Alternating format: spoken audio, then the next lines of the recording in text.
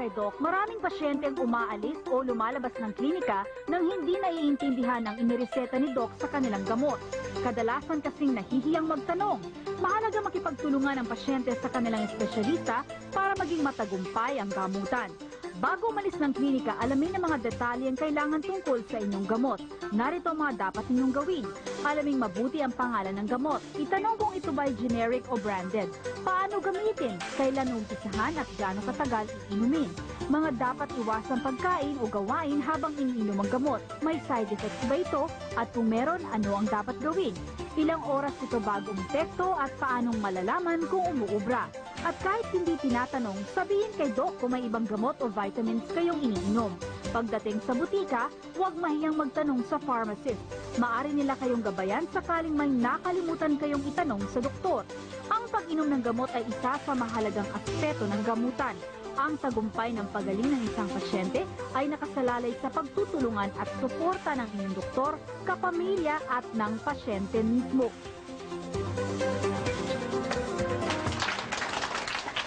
Alam po nating mahirap pong magka-diabetes dahil panghabang buhay na management po ang sakit na ito. Pero kung nagkaroon na ho ng komplikasyon, paano nito maaapektuhan ang ating pang-araw-araw na gawain? Tunghayan po natin ang kwento ni Mr. Eugenio Edgar Ceballo na nagkaroon po ng komplikasyon kasama na ang diabetic retinopathy.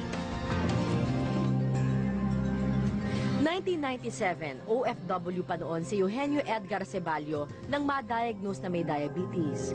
Agad naman siyang isinailalim sa gamutan. Pero dahil abala sa trabaho, hindi na monitor ng maigi ni Mang Eugenio ang kanyang sakit hanggang sa mauwi sa komplikasyon ng kidney failure. Sumailalim siya sa kidney transplant. Pero makalipas naman ang 3 taon, mata naman niya ang tinamaan ng komplikasyon. Yung retinopathy, wala akong naramdamang ibang symptoms. So, yung nangyari yung nagkaroon ako ng pagputok ng isang blood vessel sa mata, may nakita akong blind spot sa mata ko. Parang isang pulang strip sa mata ko. Akala ko dumi lang. Apektado ang kanang mata ni Mang Eugenio. Mayroong pagdurugo sa kanyang mata kaya't sumailalim siya sa angiography sa mata at vitrectomy para tanggalin ang blood clot at palitan ng fluid ang kanyang kanang mata. Grabing inconvenience, saka takot na takot ka dahil wala kang makita, no? Na isang mata lang ang gumagana mo. 2 araw lamang matapos ang operasyon, muling nagkaroon ng floaters ang kanyang paningin. Retinal detachment na pala ang naganap sa kanyang kanang mata. Kaya't sa ikalawang pagkakataon, nag-vitrectomy eye surgery siyang muli. In-injection na naman ngayon ang mata ni Mang Eugenio para makontrol ang tumataas na pressure sa mata. Maliwanag na ngayon ang kanyang paningin pero kailangan pa rin ng regular na eye check-up para maisalba ang kanyang paningin. Doc, 1997 pa nang magkaroon ng diabetes si Mr. Eugenio Ceballo, Mr. Ceballo. After how many years ba nagparamdam ang kanyang diabetic retinopathy? Usually within 5 years, pag ang diabetes ay hindi kontrolado, nag-uumpisa ng magkaroon ng simptomas. No? Naglalabo ang mata, sabi nga ni Mr. Ceballo, nagkakaroon siya ng floaters o yung parang agiw.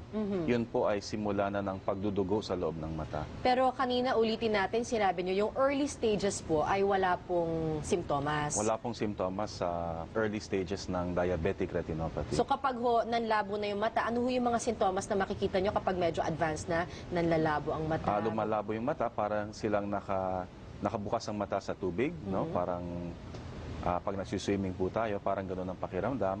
Nagkakaroon ng floaters o agiw. Ito ay mga parang itim-itim na lumulutang na nakikita ng pasyente kapag maliwanag. Minsan nakakakita din ng parang mga ilaw, yung tinatawag po naming flashes of light. No? Yan ay isa pa ring symptoms na nagde-develop na yung advanced diabetic retinopathy. Ano po yun naman yung mga procedures na ginagawa naman po ninyo sa isang pasyente katulad po ni Mr. Ceballo? Ang first step ay dinadilate namin yung pupils. May pinapatak sa mata, pagkatapos ini-examine yung loob ng mata. Kapag kami ay nakakakita ng senyales na may diabetic retinopathy, nagre-request po kami ng angiogram, fluorescein angiogram. Ito po ay isang parang x-ray sa mata. Doon natin malalaman kung gaano nakalala ang diabetic retinopathy. I see. Pero may treatment naman para dito ngayon. May mga bagong treatment na daw at new advances para gamutin o para i-treat po itong diabetic retinopathy. Yes, ang mainstay ng treatment ay yung laser treatment. Kapag malala na ho, line-laser namin ang retina. Sinusunog namin yung mga maliliit na ugat na na-damage ng diabetes para hindi lumala. Sa mga nakaraang taon, nagbibigay na rin po kami ng gamot, injection sa loob ng mata. Ito ay para makatulong na mawala ang maga na dulot ng diabetic retinopathy. Pero Doc, ito ho ba ay lunas o kumbaga hindi mo lang siya kumbaga hindi para lang hindi lumala ang kondisyon ng pasyente? Yes, ito pong mga treatment na ito ay hindi para bumalik ang paningin. No, or para mawala ang sakit na diabetic retinopathy. Ito po ay para makontrol lang yung damage na nadulot na ng sakit. So ang pinaka-importante talaga na sinasabi ko sa pasyente ay yung control ng blood sugar. Doc, anong tawag ulit dun sa nabanggit niyong treatment, yung laser treatment na ginagawa? Ang tawag sa laser treatment ay pan-retinal photocoagulation laser treatment. So Doc, ang sinasabi po ninyo, hindi na babalik sa normal yung vision? Yes, kadalasan ang mga pasyente, akala nila pag sila ay na-laser sa diabetic retinopathy ay maibabalik pa yung paningin. Pero kadalasan ito po ay para lang hindi lumala lalo yung kanilang kondisyon. I see. Yung vitrectomy ho, ano naman po yung ginagawa? Ano to yung prosesong ito? Kapag hindi na ho kaya ng laser or ng mga gamot, kailangan na hong operahan yung mata. Yung vitrectomy ay isang treatment na tinatanggal yung tubig sa loob ng mata. Kadalasan kasama na yung dugo, no? Katulad ang ginawa natin kay Mr. Ceballo. Ang operasyon na yon ay ginagawa para sa ganon ma-laser natin yung loob ng mata. So pagkatapos ng laser muna, tapos pag hindi gumana yung laser or kung mas grabe na, pupunta na tayo sa vitrectomy dahil may mga tubig na. And then back to laser dahil kailangan pa rin palang i-laser siya. Yes, oho. Okay. Thank you, Doc. Ngayon naman ho, ibigyan daan naman natin ang ilang gustong magtanong sa inyo, Dr. Veloso. Unahin po natin si Miss Carol Sebastian. Good morning po, Doc. Good morning. Paano po mapiprevent ang diabetic retinopathy? Ang prevention sa diabetic retinopathy ay ang control ng blood sugar. Huwag nating hanapin ang mga gamot na pwedeng ipatak o mga vitamins na pwedeng inumin para sa retinopathy. Mag-concentrate lang tayo sa sugar control. No? Yun ang tutukan natin at hindi ho magpo-progress ang retinopathy. Pero paano naman po, thank you sa inyo tanong, paano naman ho yung early detection? Kapag ba na-detect mo ito ng maaga, may magagawa ka pa ba? Yes, importante po sa mga pasyenteng may diabetes, every 6 months, kailangan sila ma-examine sa mata. Hindi lang yung vision, kung hindi kailangan makita yung fundus, yung tinatawag na dilated fundus examination. May mga instrumento kami para makita yung retina. Okay. Thank you, Doc.